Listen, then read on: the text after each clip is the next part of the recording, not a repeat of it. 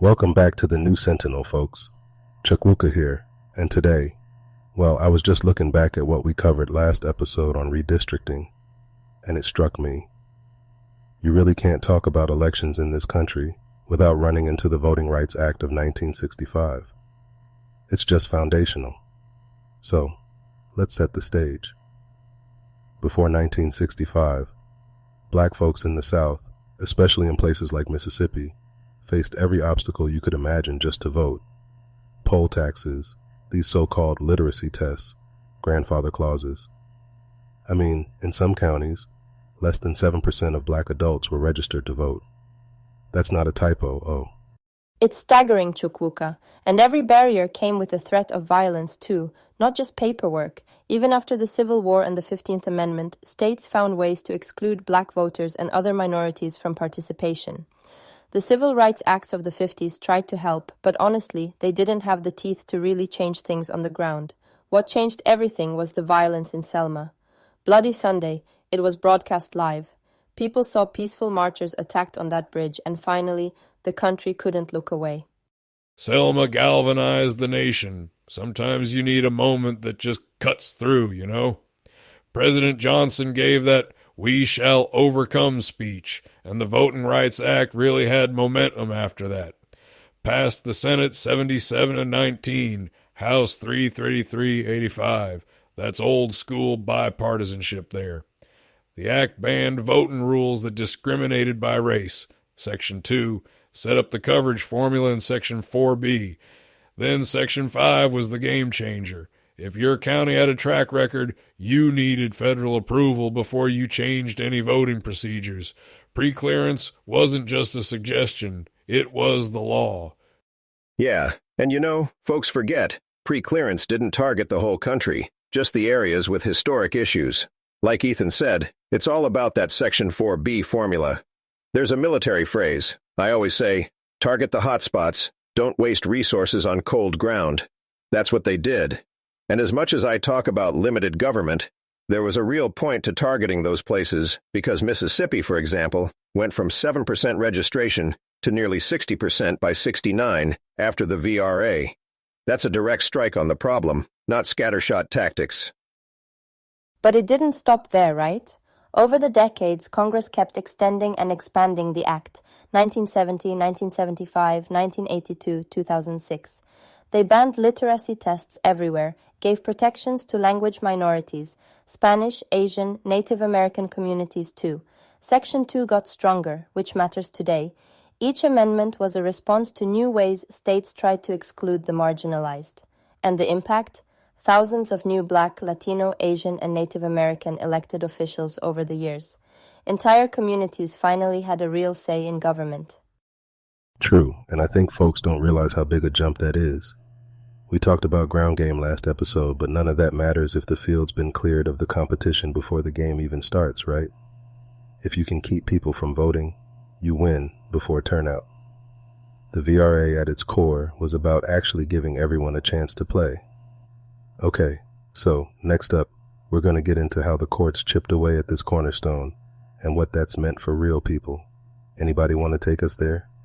I'll jump in here, Chukwuka.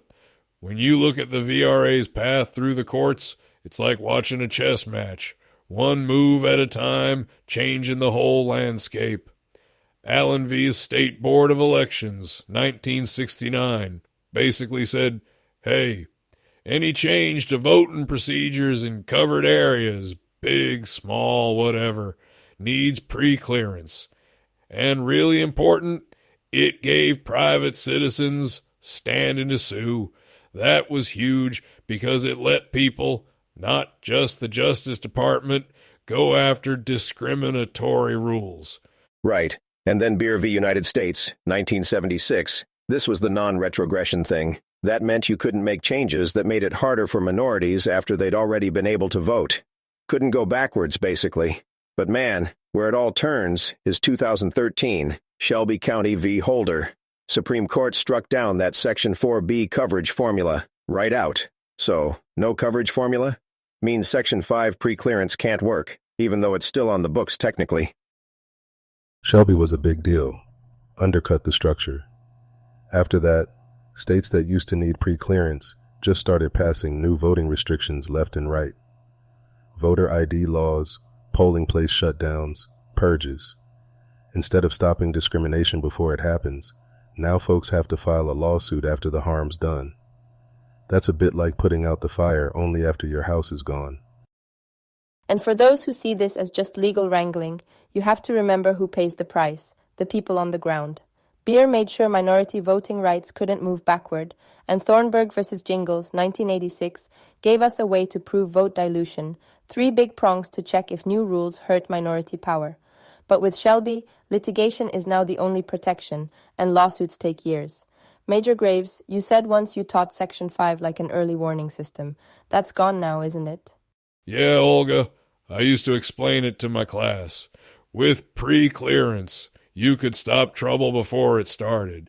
Now, you don't spot trouble till folks feel the effects, like pulling out scouts and just hoping you see the ambush coming. Section 2 cases, they're important, but you're always reacting, never preventing. Shelby County made pre-clearance basically inoperable, and the John Lewis VRAA attempts to fix it keep stalling in the Senate. I don't know. I hear what you're saying, but look, federal oversight always made people in the South feel singled out. I'm not saying all those laws are good, but there's always tension when D.C. tells states how to run themselves. Still, you can't deny, when you lost that coverage formula, the restrictions came back fast. Makes you wonder if some folks were just waiting for the guard to go down. Not good. Not good at all. You said it, Duke. The old protections got gutted, but the fight moved local and legal. Exactly why so many states, especially places like New York, are looking for ways to build new defenses. And that, my friends, is where we head next. Olga, you've got insight here, right? How's New York trying to fill these gaps? Yes, absolutely. When Shelby made federal preclearance mostly toothless, some states didn't just wait around. New York took action in 2022 with its own law, the John R. Lewis Voting Rights Act of New York, and, just to get the legal confusion out of the way, this is not the same as the federal John Lewis Voting Rights Advancement Act, which has been stalled in Congress several times now. New York's law is active and real. Right. NYVR says any big changes to local voting, moving a polling site, changing district lines, those need approval from the state. Not just that. It makes sure there's language assistance for communities that need it. VRA did that federally in the 70s, but this brings it to the local level in a state with incredible diversity. I mean, let's be honest, not every state is going to go that far, and I got questions about how effective it is without federal teeth.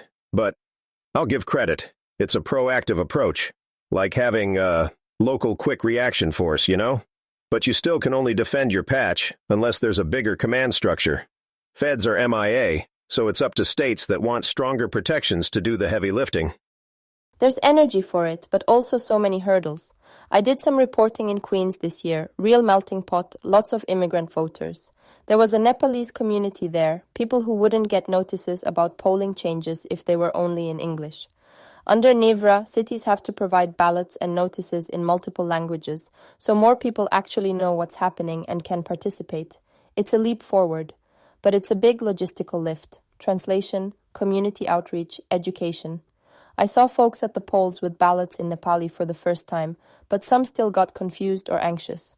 It's progress, but not a fix-all. And you need buy-in, right? States that don't see the advantage or feel threatened by federal rules likely won't follow New York. Still, it sets a model. And I think after what we talked about these past few episodes, the recurring theme is, when federal action stalls, local efforts often step up. But is it enough to fill the gap nationwide? That's the billion-dollar question still hanging over all this. We'll have to keep watching. For now, state laws like New York's may be labs for what future federal reforms could look like, if and when they ever get through Congress. Until then, it's boots on the ground, jurisdiction by jurisdiction. Yeah, and for voters, stay alert.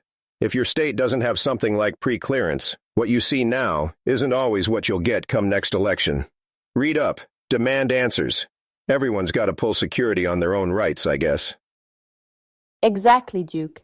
And if you're in a community that needs help navigating, be loud. There are groups working statewide, but stories matter. Real people need to feel these laws, not just see them on paper. All right, I think that wraps it up for today's episode of The New Sentinel. Thanks everyone for tackling this one. This show wouldn't be the same without the mix of your stories and straight talk. There's a lot more to discuss, and I'm sure we'll circle back to voting rights, federalism, and democracy in episodes to come. Ethan, Olga, Duke, good to have you all as always. Stay sharp, folks, and talk soon. Good talk, team. Until next time, keep your eyes on the board and don't miss the next move.